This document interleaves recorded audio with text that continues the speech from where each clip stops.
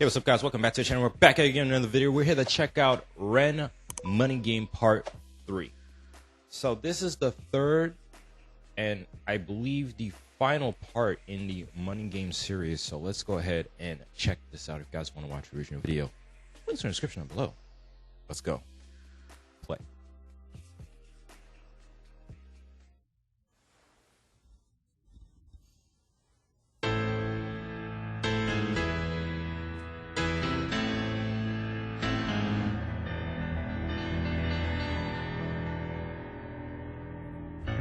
Now that I think about it, this is is this Ren on the piano? I think so.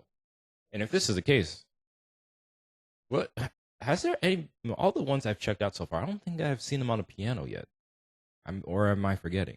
But yeah, if this is another thing to find out that man also plays piano.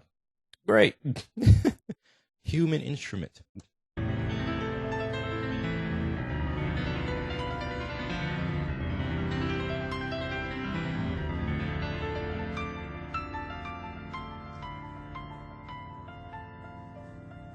Oh no, it's the Master Man.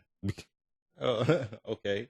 From what you guys told me, the guy on the guitar in the previous Money Games was a part of a band that Ren is part of. I believe it was called The Big Push, if I'm remembering that comment correctly.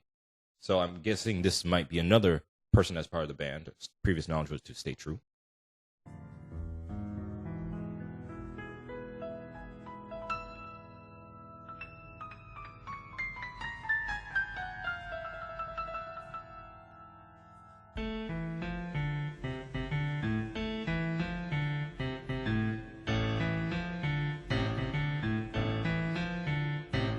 Don't make me dizzy with all this spinning around, man. Ugh. Ugh, that's part of my brain feels uncomfortable now. Ugh.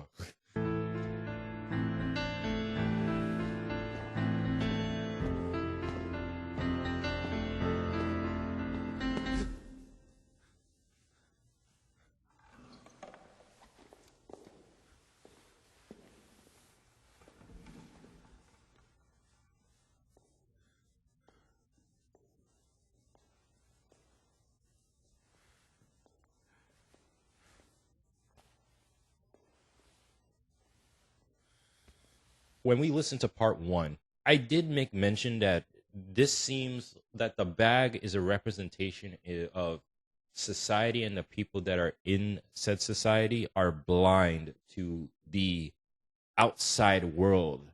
You know, they can't see what's going on around them, or that they're so busy with their own problems and struggles that they are blind to the danger that is to come on the horizon, is the way I look at it. But if we take what's going on here, and usually I'd wait for this to finish, but so far, him looking in this mirror and touching his face is as if he's becoming, conscious of the fact that, hey, what's going on? Like he's waking up from this delusion that everything is fine,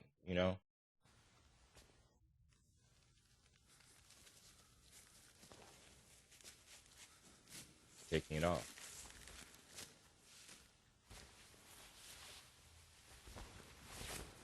It was him on the piano. Nice.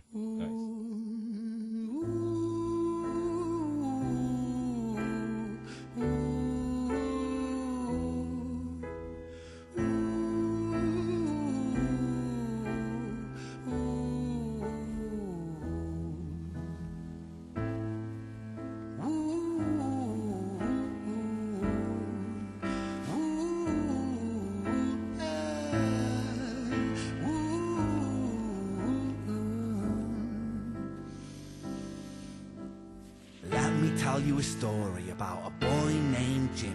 1 year old and his first words were mine, gimme. 2 years old he was walking, 3 years old walking quickly. 4 years old he was running round the pavements of his city. 5 years old and his daddy told him, listen here son, you gotta learn to be a man. A man, he works for what he wants. 6 years old and he's reading, writing, top of the bunch. And when he's 7, his progression made him student number 1. 8 years old and he's praised for unusual grades. 9, his parents paid for private school to nurture the flame. 10, 11, 12, 13, he ascends and ascends. His daddy tells him, son, money is the means to all ends. 14, solving complex mathematical equations. At 15, IQ 150, still elevating. 16, he develops complex software code that detects weaknesses in cybersecurity protocols. 17, and he sells his vision, keeping the share. Not yet an adult, but he's practically a millionaire.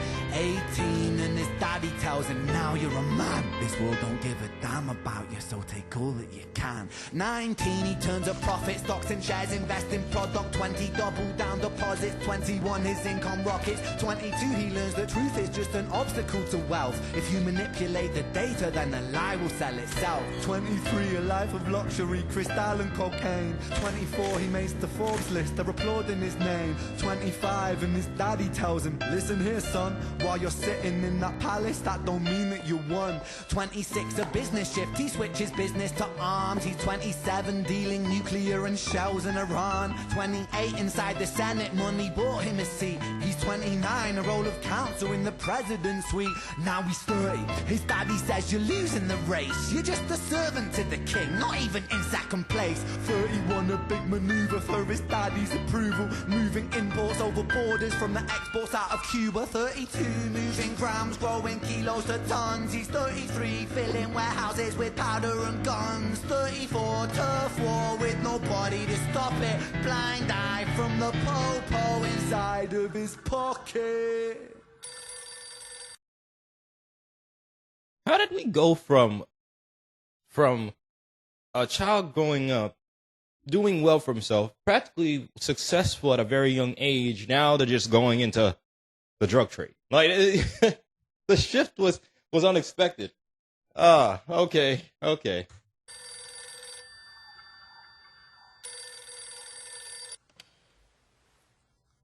35, he gets a call. I'm sorry, son, but it's your father. Had a heart attack, I'm sorry, he's gone.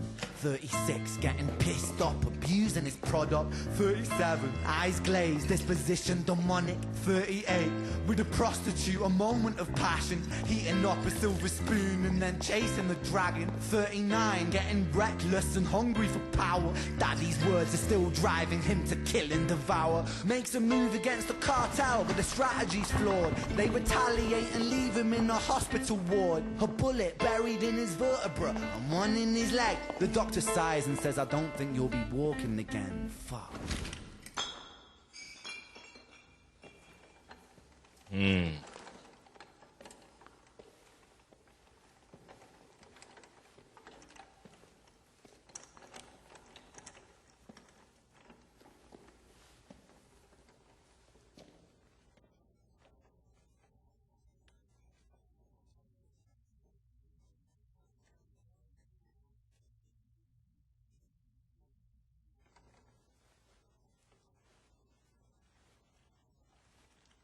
Let me tell you a story about a boy named Jimmy. He was 40 and he cursed the words, mine, mine, gimme. 41, he wasn't walking. 42, not walking quickly. 43, never running round the pavements of his city. 44, inside a palace with a mountain of gold. But those riches turn to rubble when perspective evolves. Weighing heavy on his conscience is the value of gold. Lamborghini for a life, trading money for souls. Jimmy followed the code inside the land of the free. Put your hand inside the cookie jar, take more than you need. And his example is exaggerated versions of me. And it's a version of him, and it's a version of she, and it's a version of you. There's no escaping the blame. The way we live is parasitic. Fuck the money and fame. Cut the music.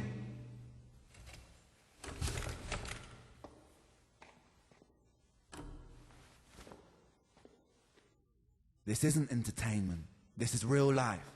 The way we live is lunacy, community, it declines. Hyperpolarized, always fighting, then we divide. Truth is less important than the money that we designed. Money's an invention. Politics from our invention. They all come from people's ideas. Did I mention? Border's an invention. Law and order fuel the tension. It leads to people killing each other. My solution?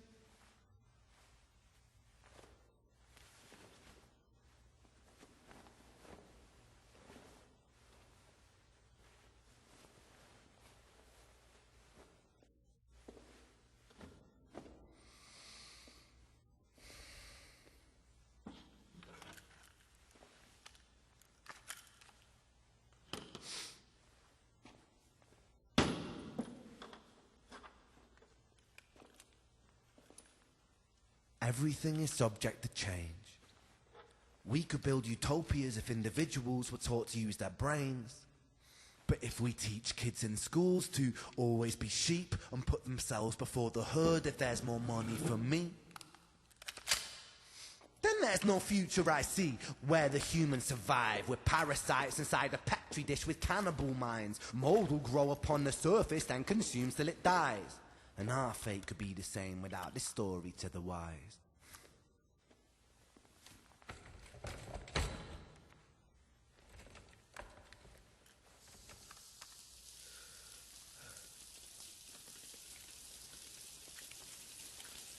"45.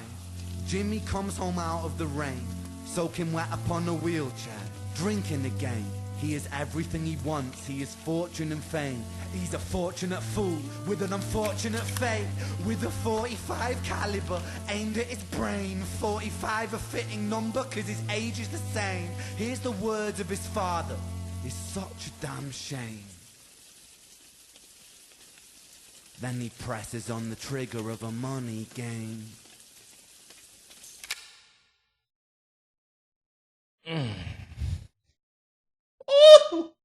Oh, dang, that is an ending. Because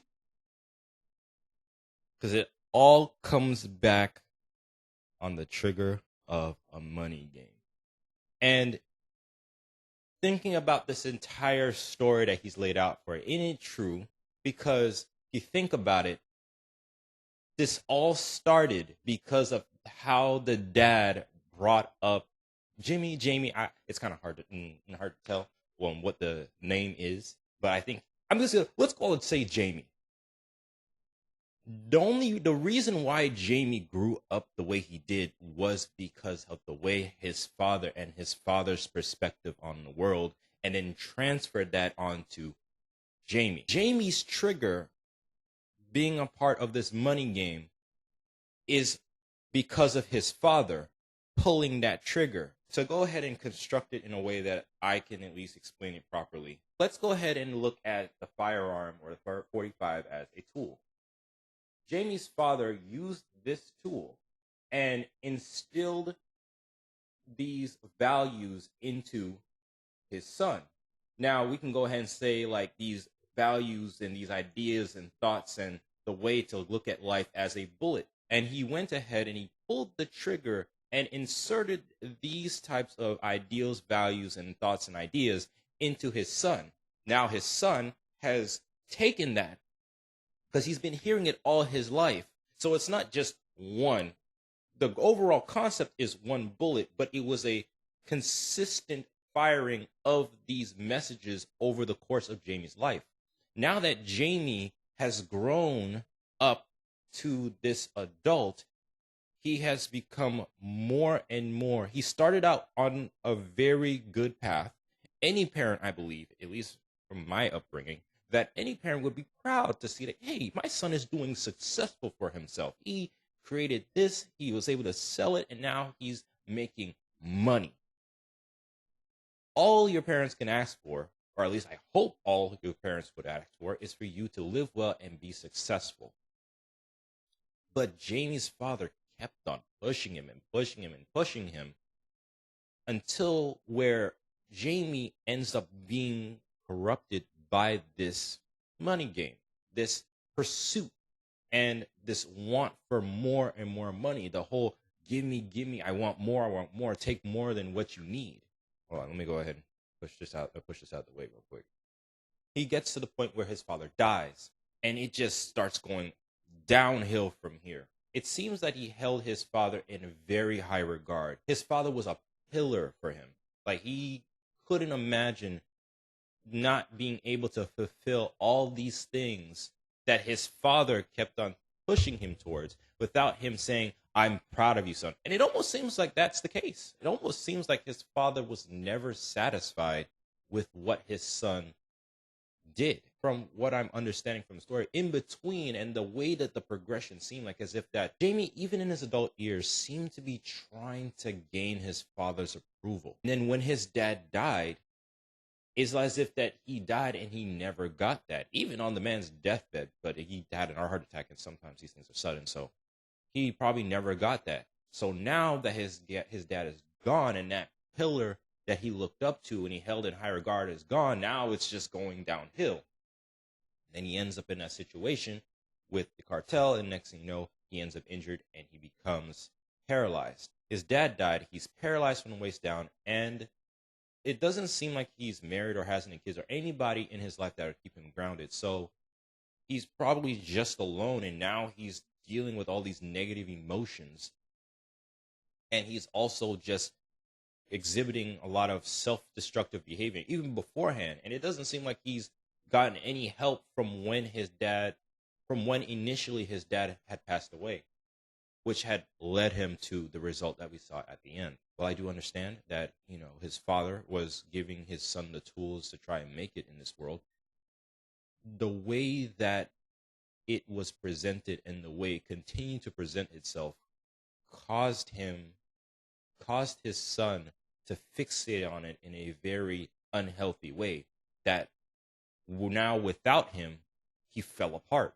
So it's kind of like, in a way, I'm looking at it as short-term success, but set up for long-term failure. Also, some of those values, when in terms to money, is very unhealthy. If I go ahead and bring this back.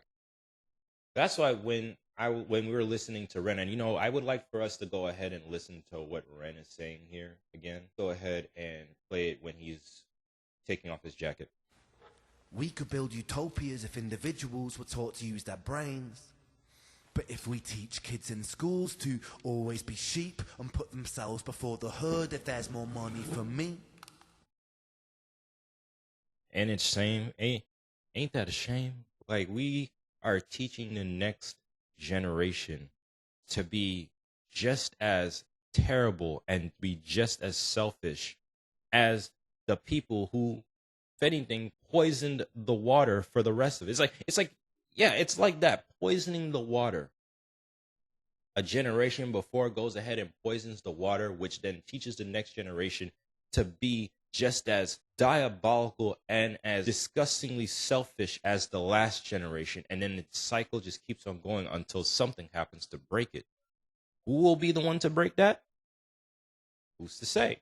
Because, as it's always been said, humans are creatures of habit. Constantly teach people or countless generations on how to be this way. It's going to be a long, long time before something comes around and be like, okay, we need to stop that.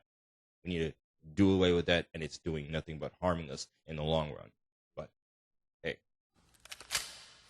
Then there's no future I see where the humans survive with parasites inside a petri dish with cannibal minds. Parasites inside the petri dish with cannibal minds. What does a parasite need? A parasite needs a host. What is the host? Society, and the common man would be the host. A person with very, very questionable morals will cannibalize another individual and kick them to the wayside once they have fulfilled their purpose, and it just keeps on going and going and going and going. It comes to a point like, is there an end game? Because when a parasite latches onto a host and that parasite has drained that host from all resources, what is left for that host will die. So then now we have to think, what does that say for the parasite? Parasite can get nothing else, so what does it do? Now it's almost like an end game, because both sides are going to perish. No more food for the parasite, and definitely nothing for the host to thrive off of.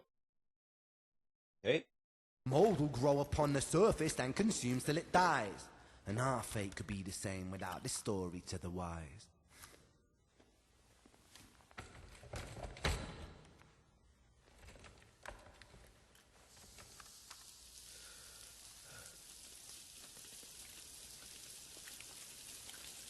45. Jimmy comes home out of the rain, soaking wet upon a wheelchair, drinking again. He is everything he wants, he is fortune and fame. He's a fortunate fool with an unfortunate fate. With a 45 caliber aimed at his brain. 45 a fitting number cause his age is the same. Here's the words of his father, it's such a damn shame. Then he presses on the trigger of a money game.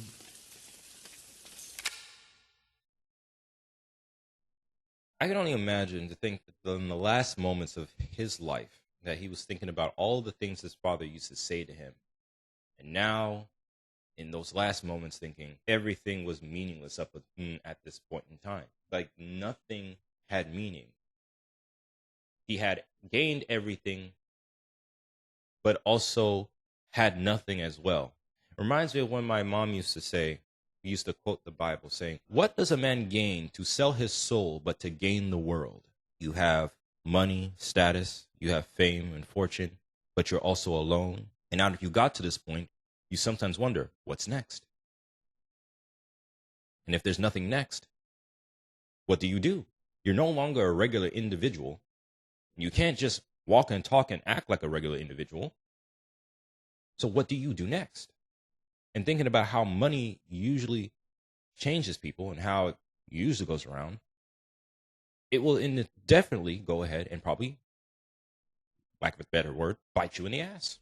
So, yeah, that's as much as I can go ahead and understand from part 3, which I do believe that part 3 is my favorite one out of all of them. It really had a nice story. The other two, part 1 and 2, definitely had really good messages that are explained to you. But number 3 definitely puts it into perspective, as in to say how it starts. Because it always starts from an individual that was growing up in a environment where nothing else matters except money. Yeah, guys, that was part 3 of Money Game. Tell me, guys, what do you think? Please leave your comments down below. Tell me what you think about this. Don't forget to like, share, subscribe. And I'll catch you guys next one. Now.